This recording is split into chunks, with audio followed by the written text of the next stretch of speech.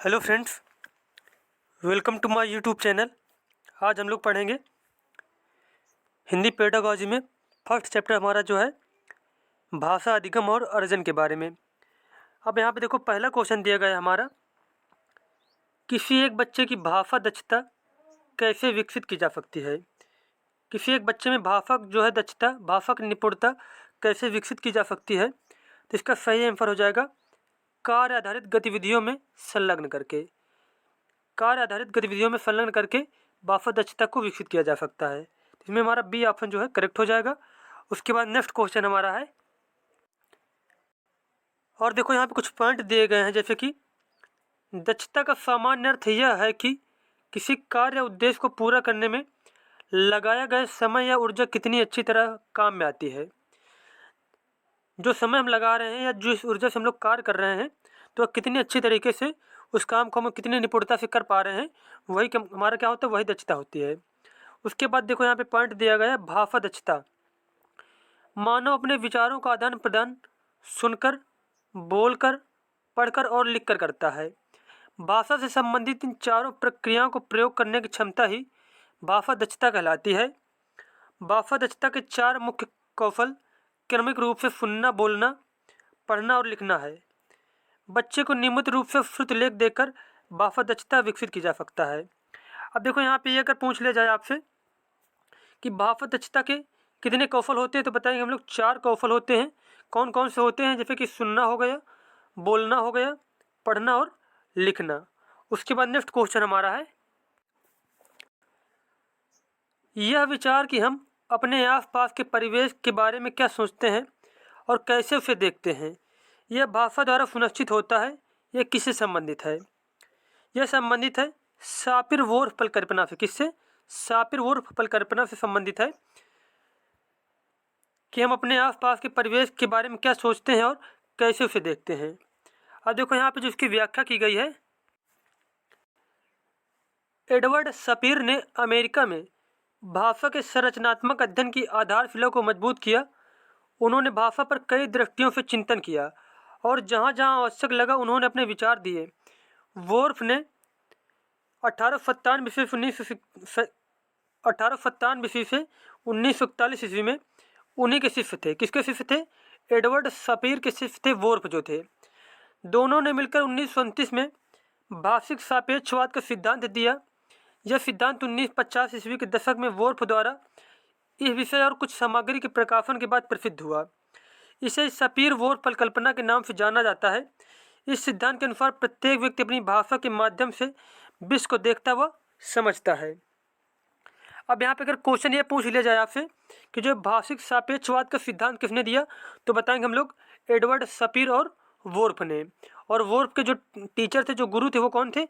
Edward Sapir थे। Next question हमारा है, वे शैक्षिक प्रक्रियाएं जिनमें शिक्षार्थी अपनी विद्यालय शिक्षा अपनी मातृभाषा में आरंभ करते हैं और फिर विद्यालय में अतिरिक्त भाषाओं से जुड़ते जाते हैं, कहलाती है। शुरुआत किससे करते हैं? अपनी मातृभाषा शिक्षा से करते हैं और फिर अतिरिक्त भाषाओं से जुड़ते जाते हैं, तो इसे बोला जाता है बहुभाषिक शिक्षा। क्या बोलते हैं इसे? बहुभाषिक शिक्षा बोलते हैं। वे शैक्षिक प्रक्रियाएं जिनमें शिक्षार्थी अपनी विद्यालय शिक्षा अपनी मातृभाषा में आरंभ करते हैं और फिर विद्यालय में अतिरिक्त भाषाओं से जुड़ते जाते हैं, वह बहुभाषिक शिक्षा कहलाती है। राष्ट्रीय शिक्षा नीति 2020 के अनुसार कक्षा 5 तक की शिक्षा मातृभाषा स्थानीय भाषा में दी जाएगी, जबकि फिर कक्षा 8 और उससे आगे तक जारी रख सकते हैं, लेकिन संस्कृत और विदेशी भाषाओं पर भी जोर दिया जाएगा। नीति अनुशंसा करती है कि सभी छात्र अपने स्कूल में सूत्र के तहत 3 भाषा सीखेंगे। 3 में से कम 2 भाषाएं भारत की मूल निवासी होनी चाहिए, अतः कई भाषाओं में शिक्षा देना ही बहुभाषिक शिक्षा कहलाता है, या फिर सिखा देना, कई भाषाओं में सिखा देना ही बहुभाषिक शिक्षा कहलाता है।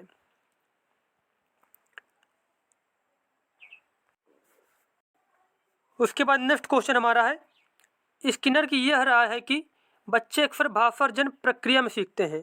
अब यहाँ पे स्किनर ने क्या बताया था? स्किनर ने क्या बताया था कि बच्चे अक्सर भाषा अर्जन प्रक्रिया में मतलब कैसे सीखते हैं, तो जो बच्चे होते हैं वो वयस्कों की नकल करते हैं। वयस्कों की नकल करके सीखते हैं। तो हमारा सी ऑप्शन जो है वो सही हो जाएगा। स्किनर की यह राय है कि बच्चे अक्सर भाषा अर्जन प्रक्रिया में वयस्कों की नकल करते हैं। भाषा एक संप्रेषण का साधन है। हम भाषा रहित समाज की कल्पना भी नहीं कर सकते हैं। हमें अपने विचार दूसरों के साथ साझा करने के लिए भाषा की आवश्यकता होती है। शिक्षा के क्षेत्र में भाषा की बहुत महत्वपूर्ण भूमिका है। कक्षा के अंदर भाषा के माध्यम से ही अध्यापन की प्रक्रिया संपन्न होती है। उसके बाद नेक्स्ट क्वेश्चन हमारा है, निम्नलिखित में सही कथन का चयन कीजिए। प्रथम भाषा प्रशिक्षण द्वारा अर्जित की जाती है। प्रथम भाषा विद्यालय में अर्जित की जाती है। प्रथम भाषा अर्जन एक प्राकृतिक प्रक्रिया है। प्रथम भाषा बच्चों के सचेतन प्रयास द्वारा अर्जित की जाती है। तो यहाँ जो सही ऑप्शन दिया गया है वो हो जाएगा हमारा सी नंबर, कि प्रथम भाषा जो होती है वो प्रथम भाषा अर्जन एक क्या है, प्राकृतिक प्रक्रिया है। तो हमारा सी ऑप्शन इसमें से क्या हो जाएगा, सही हो जाएगा। प्रथम भाषा अर्जन एक प्राकृतिक प्रक्रिया है। भाषा सीखना स्वाभाविक है और बच्चे से सीखने की क्षमता के साथ पैदा होते हैं। सभी बच्चे, चाहे उनके माता पिता कोई भी भाषा बोलते हैं, एक ही तरह से भाषा सीखते हैं। 3 बुनियादी चरण हैं जिनमें बच्चे अपनी भाषा कौशल विकसित करते हैं। जब बच्चे पैदा होते हैं तो वे दुनिया की सभी भाषाओं में सभी ध्वनियों को बना और सुन सकते हैं। बच्चे स्वाभाविक सहज संदर्भों में भाषा का प्रयोग करते हैं, उससे बातचीत करते हैं।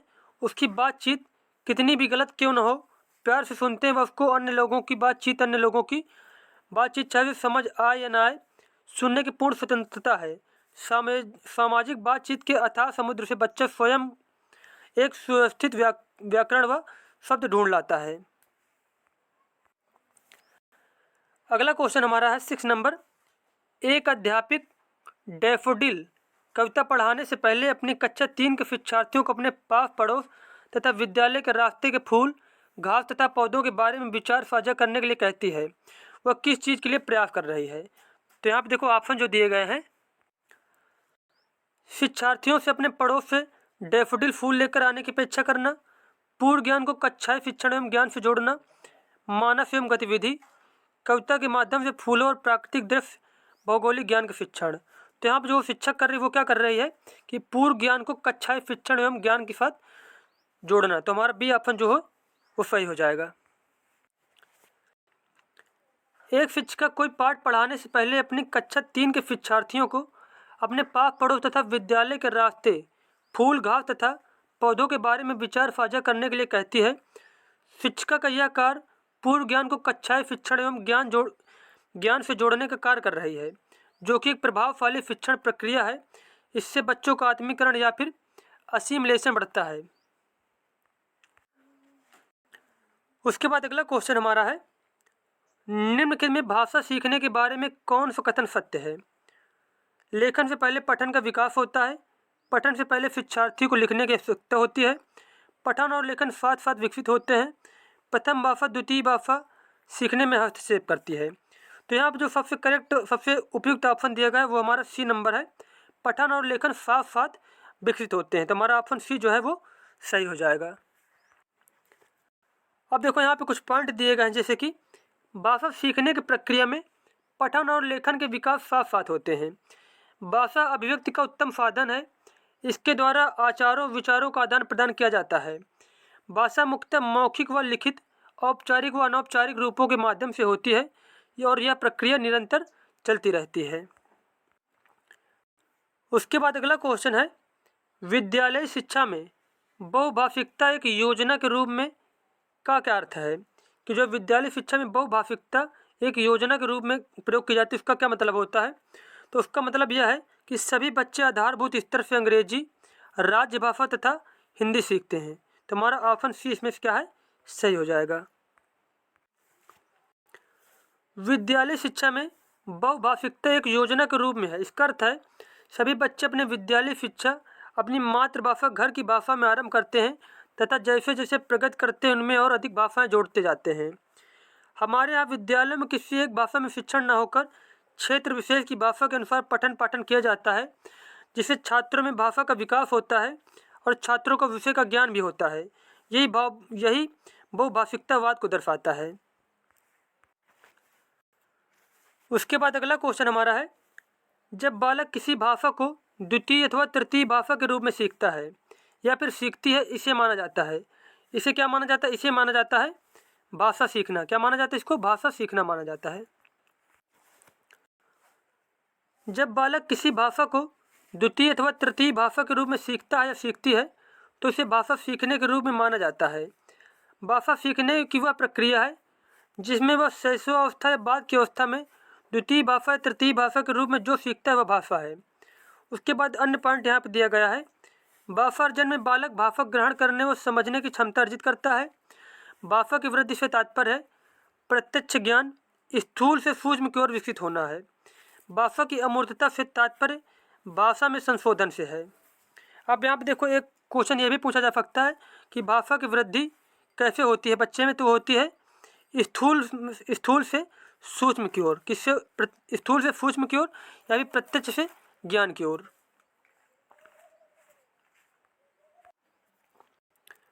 उसके बाद अगला क्वेश्चन हमारा है, निम्न में से कौन सा विकल्प भाषा सीखने के लिए सही नहीं है?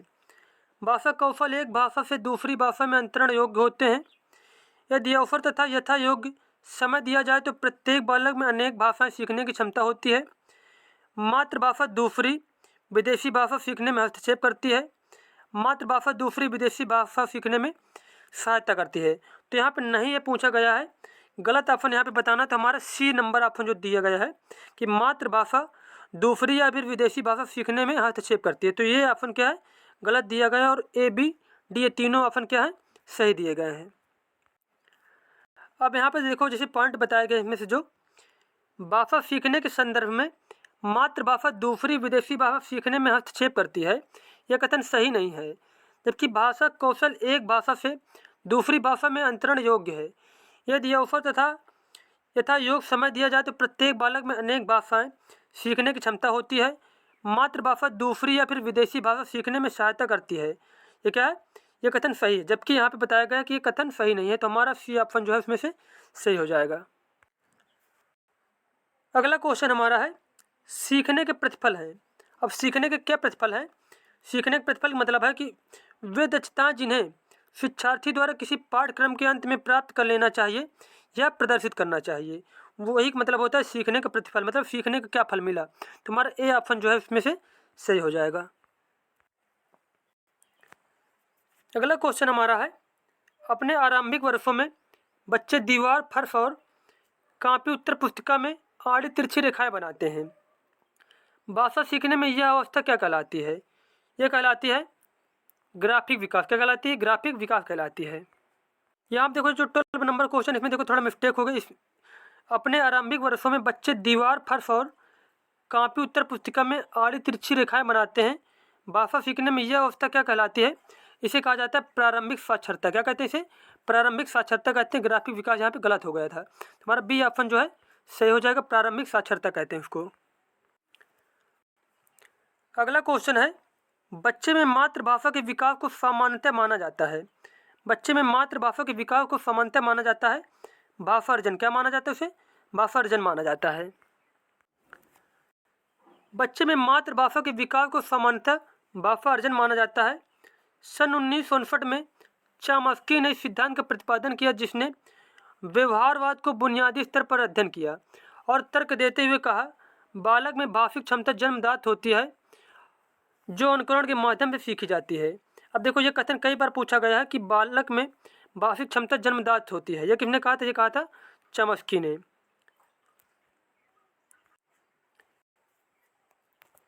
उसके बाद नेक्स्ट क्वेश्चन हमारा है, भाषा सीखने के आरंभिक वर्षों में कहानियाँ हैं। भाषा सीखने के आरंभिक वर्षों में कहानियाँ किस लिए सुनाई जानी चाहिए? भाषा सीखने हेतु निवेश। किसके लिए? भाषा सीखने हेतु निवेश है कहानियाँ जो हैं। तुम्हारा बी ऑप्शन जो है सही हो जाएगा। भाषा सीखने के आरंभिक वर्षों में कहानियाँ क्या होती हैं? भाषा सीखने हेतु निवेश होती हैं। भाषा सीखने के आरंभिक वर्षों में कहानियाँ हैं भाषा सीखने हेतु निवेश। जबकि नैतिकता के लिए दोहराव तथा पुनरुत्पादन और अपने समाज के बारे में सीखना भाषा सीखने के आरंभिक वर्षों की कहानियाँ नहीं है।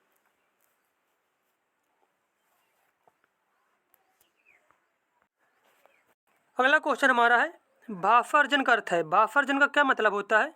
भाषार्जन का मतलब होता है किसी भाषा को अनौपचारिक परिवेश में अनजाने में ही सीख लेना। किसी भाषा को अनौपचारिक परिवेश में अनजाने में ही सीख लेना भाषार्जन कहलाता है। तुम्हारा बी ऑप्शन इसमें से सही हो जाएगा। भाषार्जन का अर्थ है किसी भाषा को अनौपचारिक परिवेश में अनजाने में ही सीख लेना, जिसके द्वारा मनुष्य भाषा को ग्रहण करने, समझने की क्षमता अर्जित करता है और बातचीत करने के लिए शब्दों एवं वाक्यों का प्रयोग करता है। भाषा सीखने की प्रक्रिया बच्चे में जन्मजात होती है। बच्चे निश्चित समय में अनुकरण द्वारा भाषा का नियम सीख जाते हैं। अगला क्वेश्चन हमारे यहाँ पे है, एक बालक भाषा सीखते समय निम्नलिखित कठिनाई अनुभव करता पाया जाता है, जिसमें का ऑप्शन दिया गया है। नाम तथा अक्षरों की ध्वनि को सीखने में कठिनाई, ऊंचे स्वर में पढ़ते समय गलतियाँ करना, शब्दों और वाक्यों के लेखन कार्य को पूरा करने में अधिक समय लगाना। बालक किसके लक्षण प्रदर्शित करता है या करती है। अब यहाँ बताना कि ये समस्याएं बालक में हैं, तो यह मतलब किसके लक्षण है। तो ये लक्षण जो है ये है वाचन वैफल्य का। किसका? वाचन वैफल्य के लक्षण है। वाचन वैफल्य सामान्य भाषा में अधिगम को सीखने की क्षमता, योग्यता की कमी, शब्दों व वाक्यों के पढ़ते समय दृष्टि बाधा, सस्वर वाचन में गलती और लेखन में अधिक समय का उपयोग बालक के वाचन वैकल्प को प्रदर्शित करता है। अगला क्वेश्चन यहाँ पे दिया गया है, वे मनोवैज्ञानिक कारक जो बच्चे की भाषा सीखने की प्रक्रिया को प्रभावित करते हैं निम्नांकित में से हैं। बच्चे की भाषा में रुचि, माता पिता का प्रोत्साहन और उत्साहवर्धन, बच्चे के आसपास का परिवेश, पुरस्कार व दंड। अब यहाँ पे बताना इसमें से कौन कौन से ऑप्शन सही दिए गए हैं। तो इसमें से आंसर हो जाएगा हमारा ए, सी और डी। ए, सी और ऑप्शन जो है डी है वो क्या है, सही दिए गए हैं यहाँ पे। अब यहाँ पे देखो जैसे बताया गया है कि बच्चे की भाषा रुचि, बच्चे के आसपास का परिवेश, पुरस्कार एवं दंड व मनोवैज्ञानिक कारक हैं जो बच्चे की भाषा सीखने की प्रक्रिया को प्रभावित करते हैं। अगला क्वेश्चन यहाँ पे दिया गया है, विद्यार्थी प्रथम भाषा सीखते हैं। विद्यार्थी प्रथम भाषा सीखते हैं प्राकृतिक वातावरण में।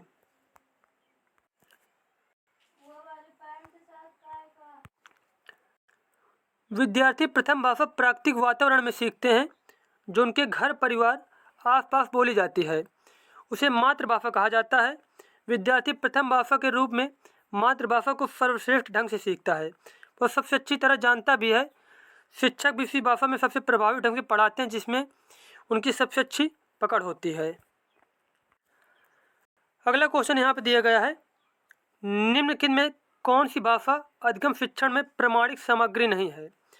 विद्यालय में पढ़ने वाले बालक पर 20वीं शताब्दी के कवि द्वारा लिखी गई कविता, पाठ्य पुस्तक के लेखक द्वारा विशेष रूप से ली गई कविता, समकालीन लेखक द्वारा लिखी गई लघु कथा, एक समाचार पत्र से लिए गए कार्टून या फिर व्यंग्य चित्र। तो यहाँ पे बताना कि नहीं कौन सी भाषा नहीं है। तो यहाँ पे जो पाठ्य पुस्तक के लेखक द्वारा विशेष रूप से लिखी गई कविता जो है वह क्या है, भाषा अधिगम शिक्षण में प्रमाणिक सामग्री नहीं है। तुम्हारा बी ऑप्शन इसमें से करेक्ट हो जाएगा। भाषा अधिगम शिक्षण में पाठ्य पुस्तक के लेखक द्वारा विशेष रूप से लिखी गई कविता प्रमाणिक सामग्री नहीं है। भाषा शिक्षण अधिगम प्रक्रिया का मुख्य आधार है। भाषा का प्रयोग सरल बोधगम नहीं है तो किसी भी विषय को सीखने सिखाने की प्रक्रिया उचित रूप से संपन्न नहीं हो सकती। सीखने सिखाने की प्रक्रिया का आधार भाषा को माना जाता है। उसके बाद अगला क्वेश्चन है, भाषा अधिगम की अचेतन प्रक्रिया कौन सी है। भाषा अधिगम की अचेतन प्रक्रिया जो है वह है भाषा अर्जन। क्या है? भाषा अर्जन। भाषा अधिगम की अचेतन प्रक्रिया में भाषा अर्जन शामिल है। भाषा अर्जन क्या है, मतलब भाषा अर्जन से क्या मतलब होता है। भाषा अर्जन एक अचेतन प्रक्रिया है। इसमें बालक के सीखने की प्रक्रिया व्याकरणीय नियमों से पूर्णतः अनभिज्ञ रहती है और वह प्रथम भाषा अर्जित करता है। भाषा के अर्जन की प्रक्रिया में बालक को एक प्राकृतिक संप्रेषण के स्रोत की आवश्यकता होती है। विद्यार्थी उसी के माध्यम से भाषा सीख लेते हैं, अर्थात बालक वातावरण और लोगों के बीच अंतःक्रिया के माध्यम से भाषा को अर्जित करता है। इसमें बालक सक्रिय भूमिका निभाता है।